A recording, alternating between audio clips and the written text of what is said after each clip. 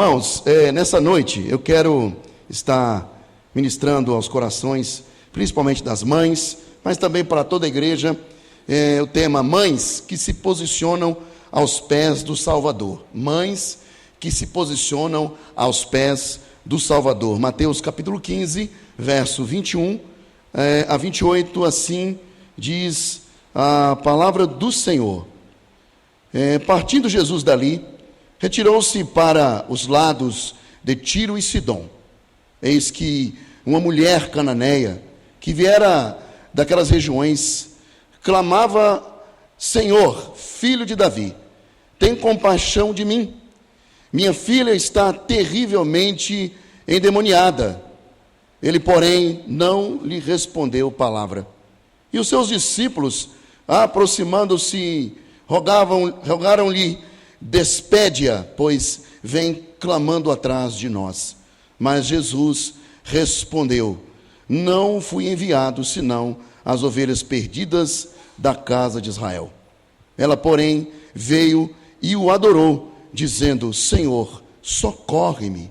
Então ele, respondendo, disse: não é bom tomar o pão dos filhos e lançá-lo aos cachorrinhos.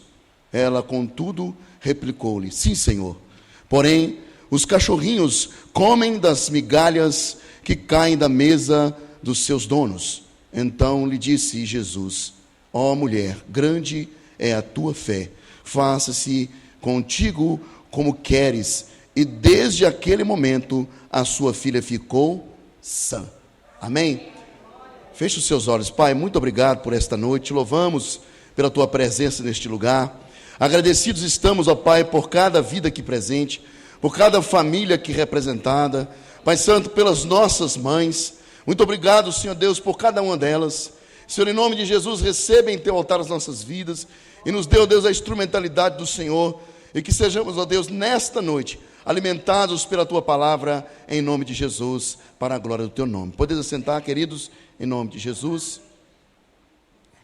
Meus irmãos, nós estamos diante do caso da mulher Sirofenícia.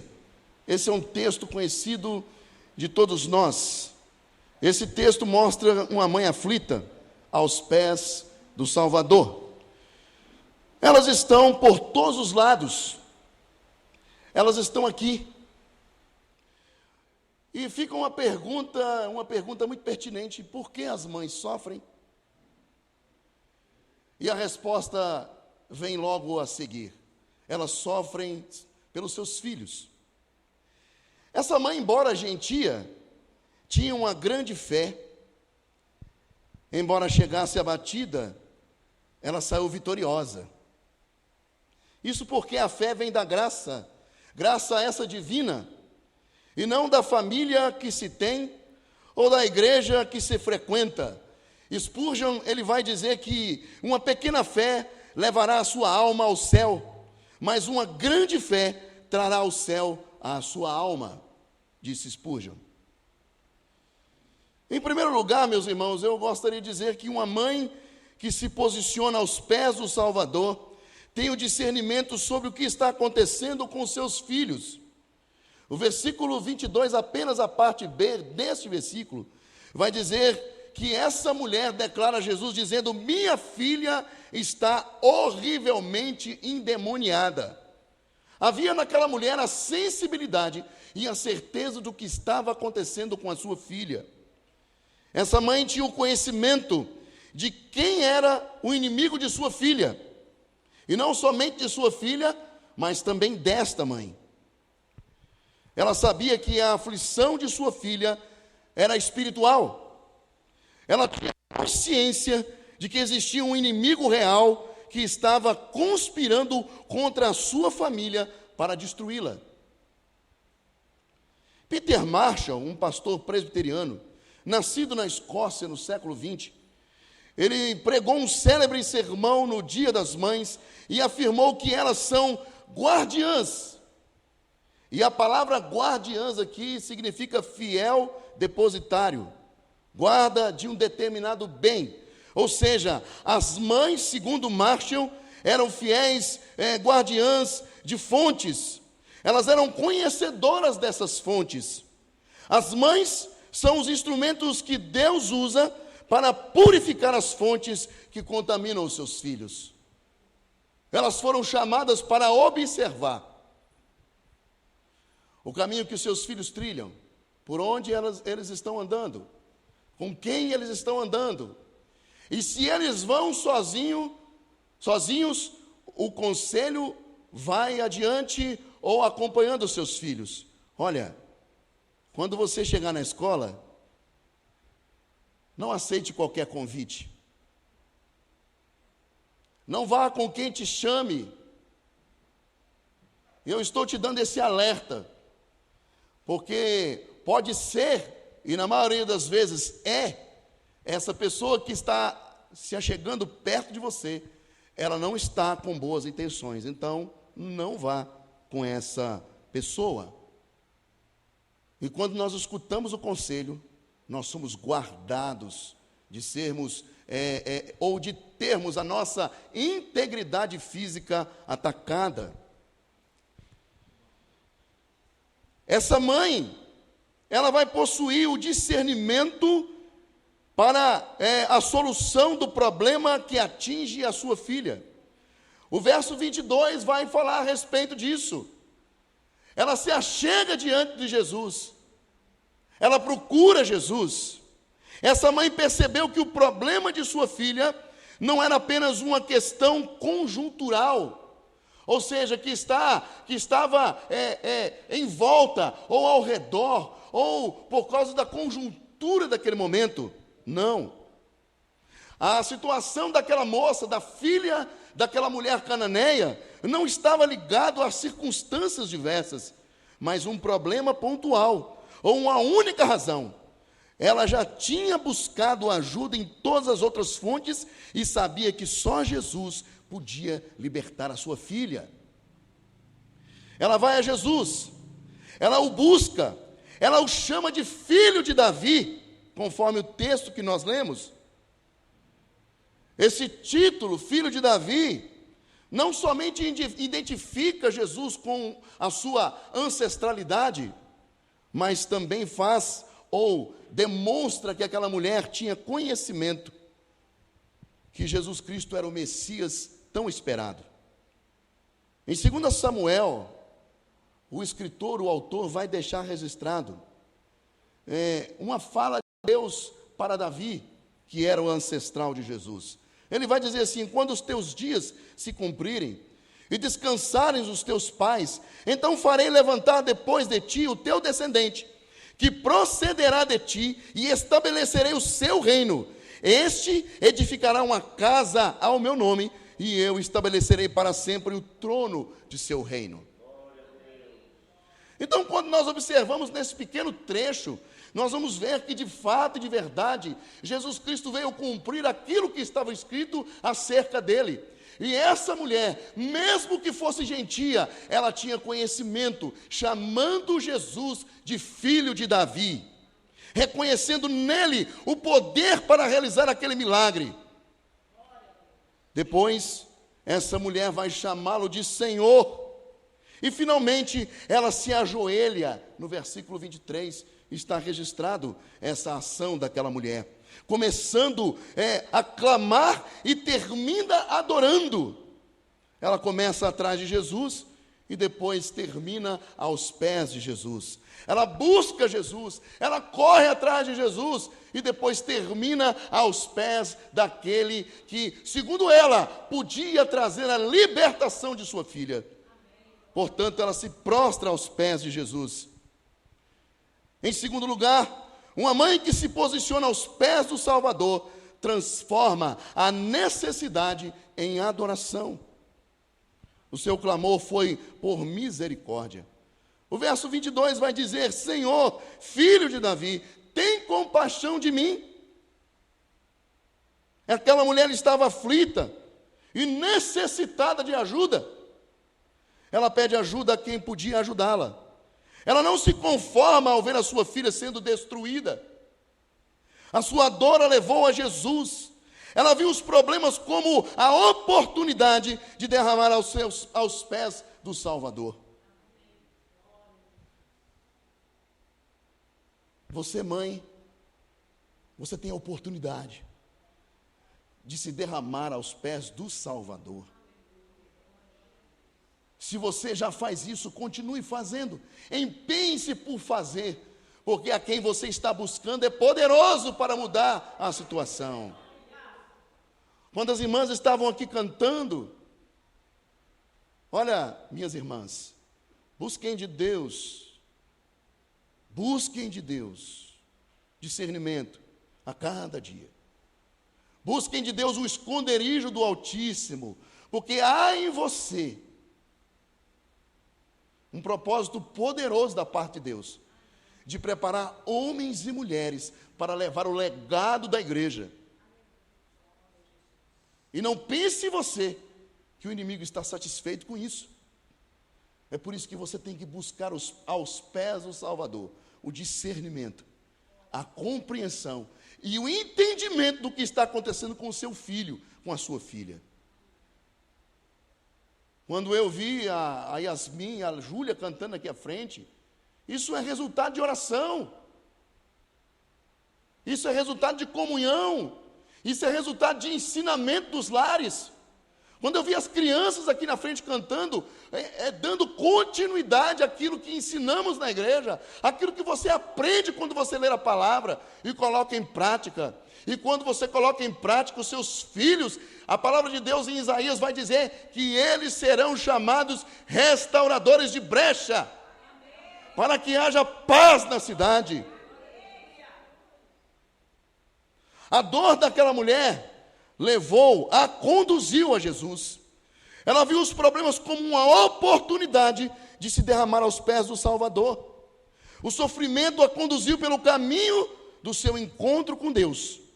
Aquela mãe, ela transformou a sua necessidade em uma estrada para encontrar-se com Cristo.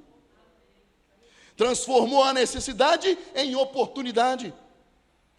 Oportunidade de se prostrar diante daquele que tudo pode.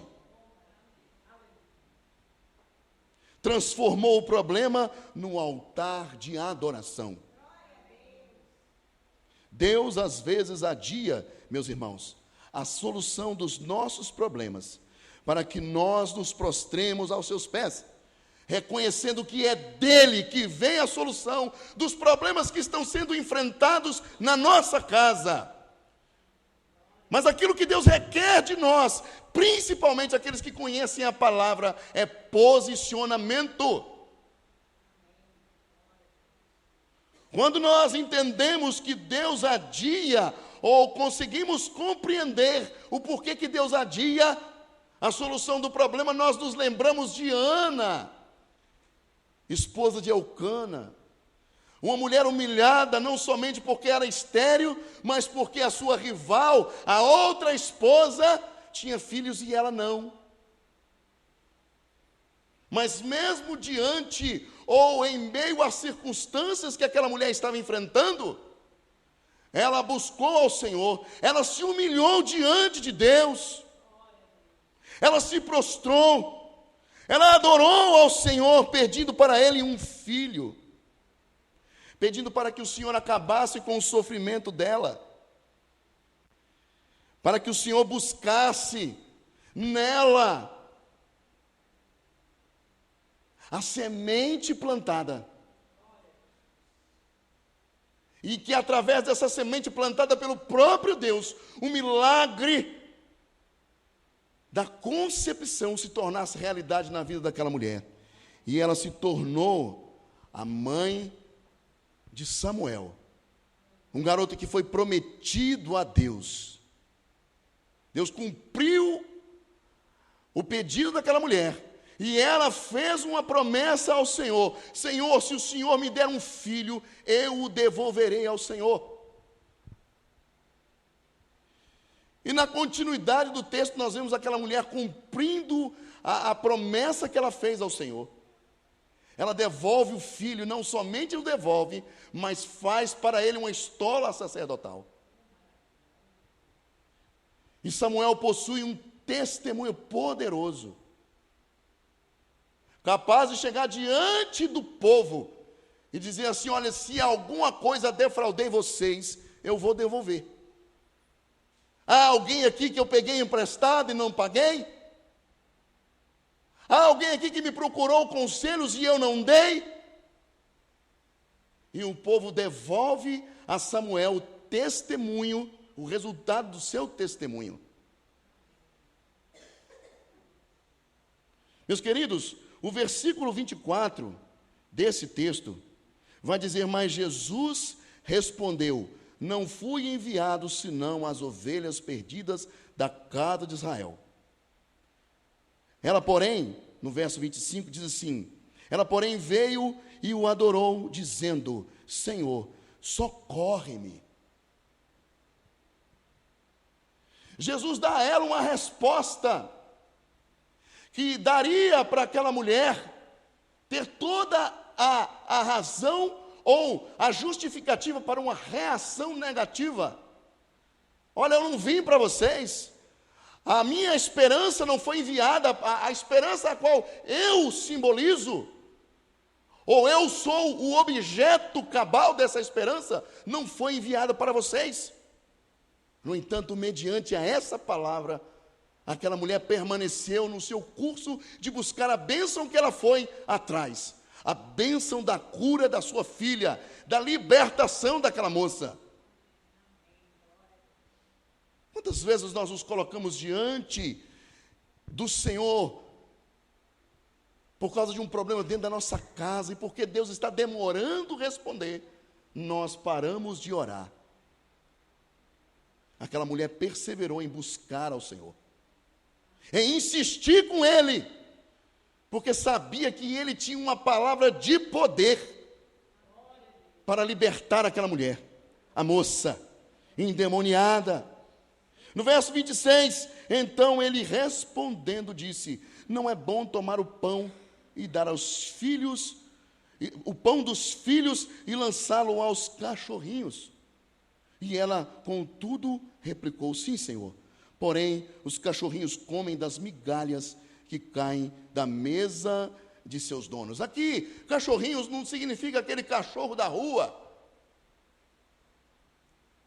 a qual muitas vezes nós lançamos aquilo que não presta mais para nós. E me perdoem os irmãos, não é aquele cachorrinho que na rua nós jogamos a ele aquele resto da carne que nós não queremos mais. Aqui, cachorros são cachorros domésticos, que estavam sempre nos pés do seu Senhor, aguardando alguma coisa cair das migalhas, cair ali da mesa, que eram as migalhas. Mesmo diante de uma palavra como essa, aquela mulher entendeu que nas migalhas da graça haveria cura para a sua filha. Mas a intenção de Jesus ali, com a sua posição, era provocar, era ver naquela mulher o real interesse dela.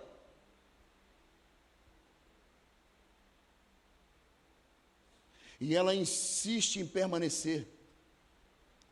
Se nós voltarmos um pouco, meus queridos, a palavra diz que Jesus Cristo não lhe dirigiu palavra. Em Marcos, no capítulo 7, se não me engano, verso 34, vai nos falar a respeito da mesma história. O texto vai dizer que Jesus Cristo foi para as regiões de Tiro e Sidom para ficar sozinho. Ele não queria contato com ninguém. Jesus Cristo estava atrás de um lugar de paz, porque a multidão o perseguia. A multidão, aonde Jesus Cristo estava, ia atrás. E Jesus Cristo queria um pouco de paz.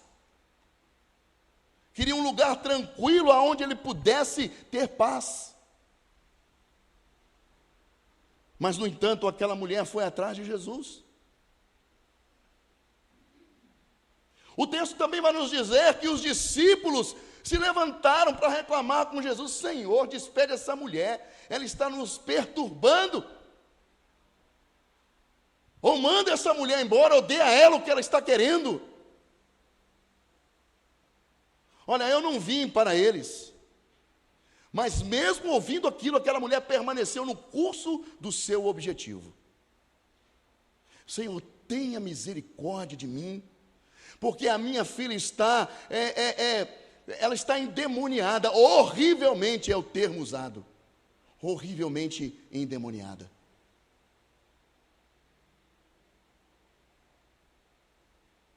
A mulher que se posiciona, a mãe que se posiciona aos pés do Salvador, ela não perde o objetivo que a levou aos pés daquele que tudo pode.